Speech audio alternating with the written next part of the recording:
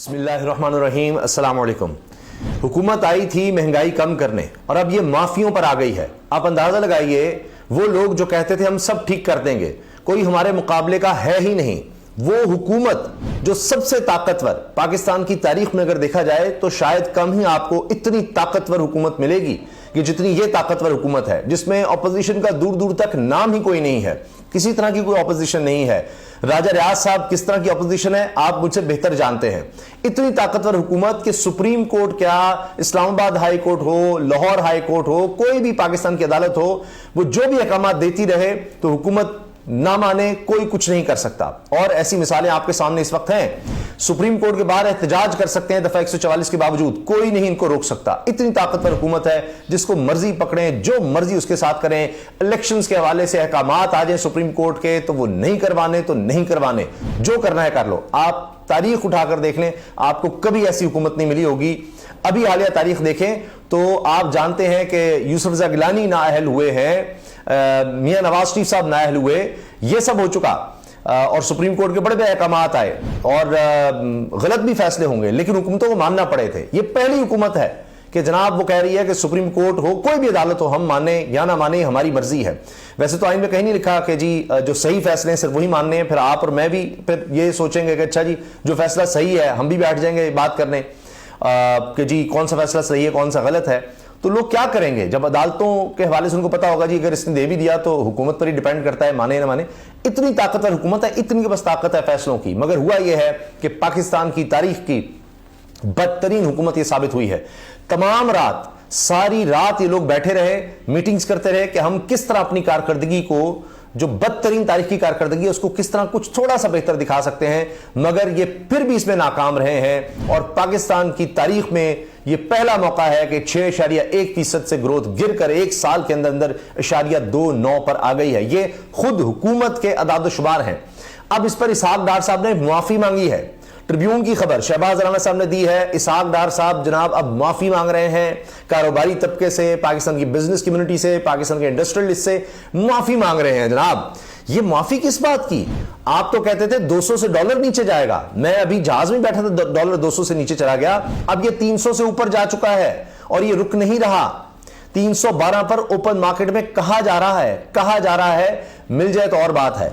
अब आप ये देखिए कि इसका मतलब यह है कि अब हर चीज मजीद महंगी हो गई है और पाकिस्तान की तारीख में कभी रुपया इतना नहीं गिरा, इतनी बुरी कारकर्दगी कभी नहीं थी। एक्सपोर्ट इतनी तेजी से आपने देखा गिरी हैं, हालांकि इंपोर्ट्स भी रोकी गई हैं। तो माशी तौर पर सिर्फ और सिर्फ तबाही की दास्तान है, इसलिए इसहाक डार साहब ने माफी मांगी है। क्या ये माफी काफी है या ये अब जान छोड़ेंगे? लेकिन मुझे नहीं लगता कि जान छोड़ेंगे। अभी इन्होंने और बहुत से रिकॉर्ड्स बनाने हैं। मैं आज ही एक माहिर की बात सुन रहा था और वो कहते हैं कि डाटा एनालिसिस हमारा काम है।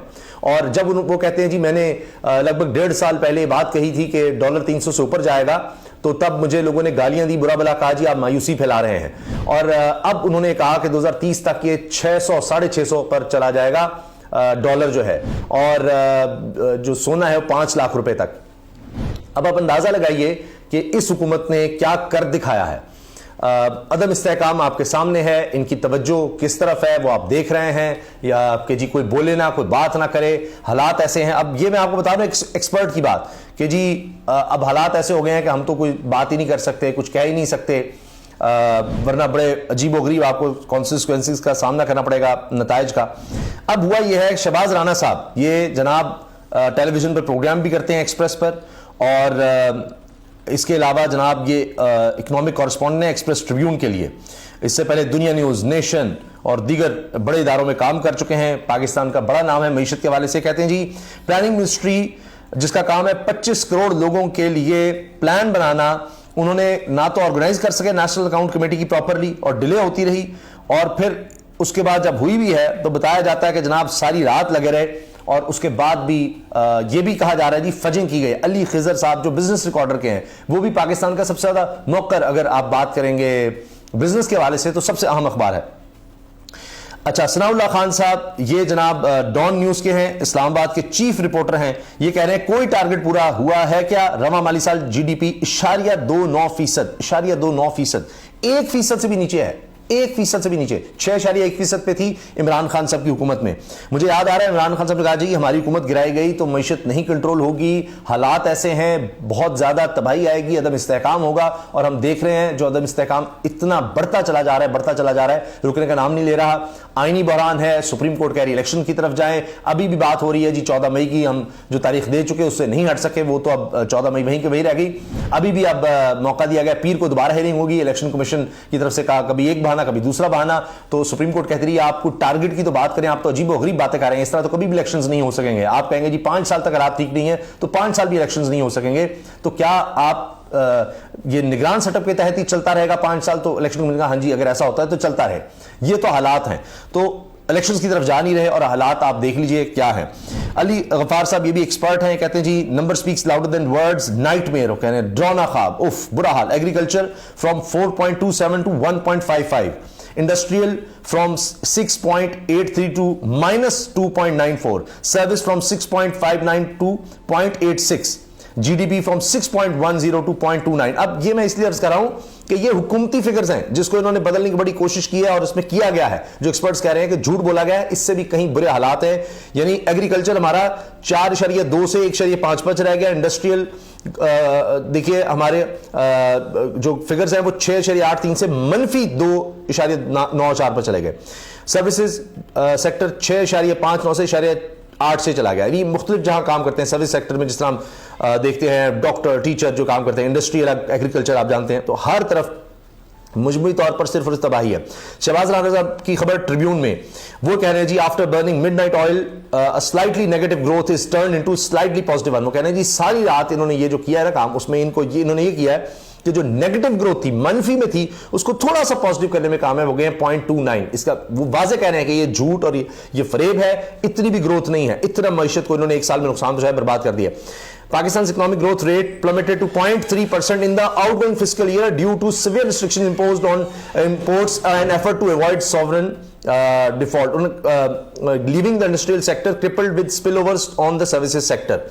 तो इतना बुरा हाल हुआ है कि अब आप ये देखें कि 3% से नीचे ग्रोथ है। वो कहना है कि जनाब आपने रिस्ट्रिक्शंस कर दी इंपोर्ट्स पर।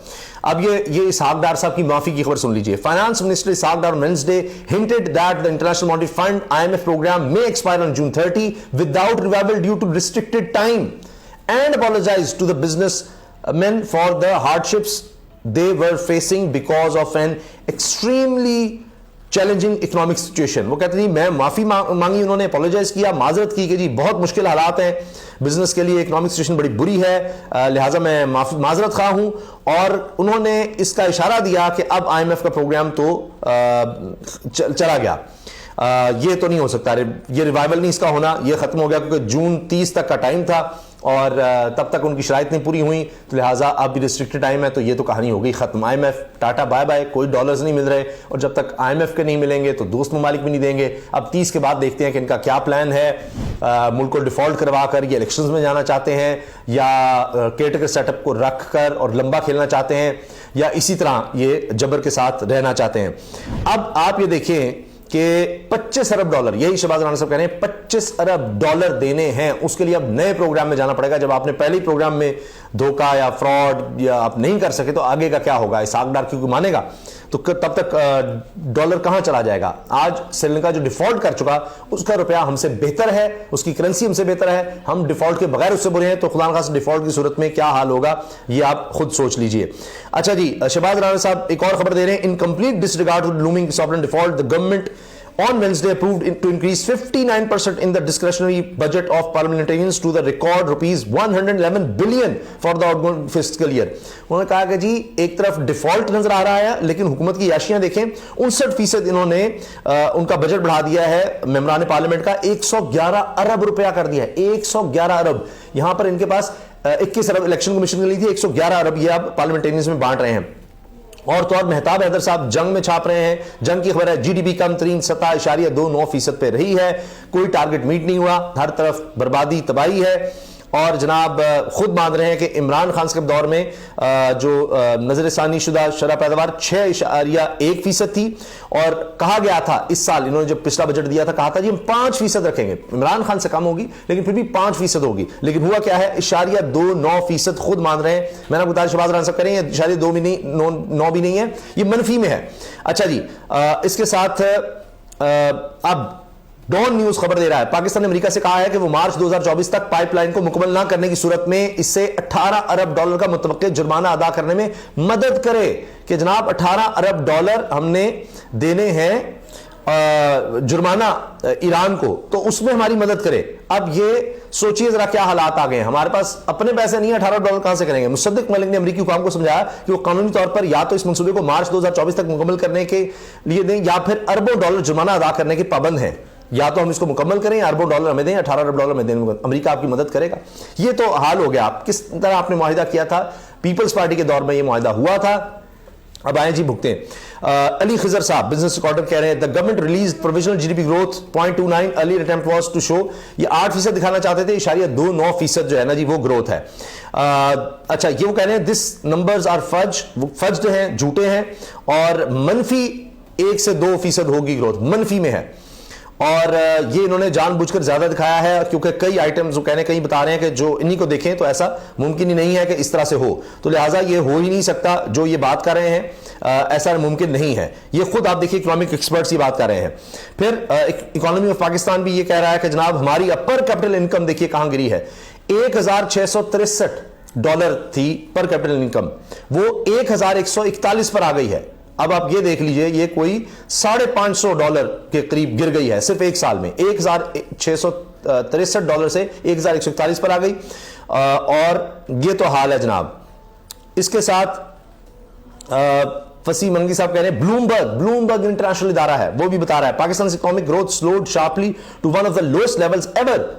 वो कह रहे हैं पाकिस्तान की जो ग्रोथ है वो सबसे नीचे चली गई है, तारीख में इतनी नहीं थी गिरी, और only fifth time the country has seen economic growth under 1%। कह रहे हैं सिर्फ 5वीं दफा है कि 1% नीचे गई, लेकिन मैंने बताया कि एक्सपर्ट्स कह रहे हैं कि ये मनफी में है। ये एक्सपर्ट्स, ये इकोनॉमी के एक्सपर्ट्स आप देखिए, मैंने सारों के मेन में जो हैं और भी जिससे आप पूछेंगे, ये बहुत ताकतवर एक हम कह सकते हैं धड़ा है, और जो इस बारे में बताता है, तो वो अब जो इनके खिलाफ खड़ा हो गया, जो इमरान खान के नाक़िद थे, आज वो इस हुकूमत के खिलाफ बात करें, इन पर तनकीद करें, क्योंकि इन्होंने तो कुछ छोड़ा ही नहीं है। तो ये जनाब आप देखिए बिजनेस रिकॉर्डर का सारा, ब्लूमबर्ग की जो इंटरनेशनल रिपोर्ट है वो मेरे सामने है कि जनाब अब ये IMF का भी गया काम, और अब इनके लिए हालात को संभालना मजीद मुश्किल हो जाएगा। इसके साथ जनाब और बुरी खबर यह है कि अब्दुल रहमान, ये भी एक्सपर्ट है, कहने जी 33% कॉर्पोरेट टैक्स एक्सपोर्ट्स पे लगाया जाने वाला है 2024 के लिए, 33% कॉर्पोरेट एक्सपोर्टर्स पर, तो एक्सपोर्ट भी अब गई, वो भी फारिग हो गई। तो अब दुनिया न्यूज भी यही खबर दे रहा है, हर तरफ ये खबर है, लेकिन आप देखिए इस पर बात करने की ज्यादा इजाजत ही नहीं है। तो क्या इसहाक डार साहब को माफ कर देना चाहिए, या इनसे कौम को माफी मांगनी चाहिए कि हमें माफ कर दें, आप हमारी जान छोड़ दें, क्या होना चाहिए? कमेंट सेक्शन में अपनी राय का इजहार जरूर कीजिएगा। अल्लाह हाफिज।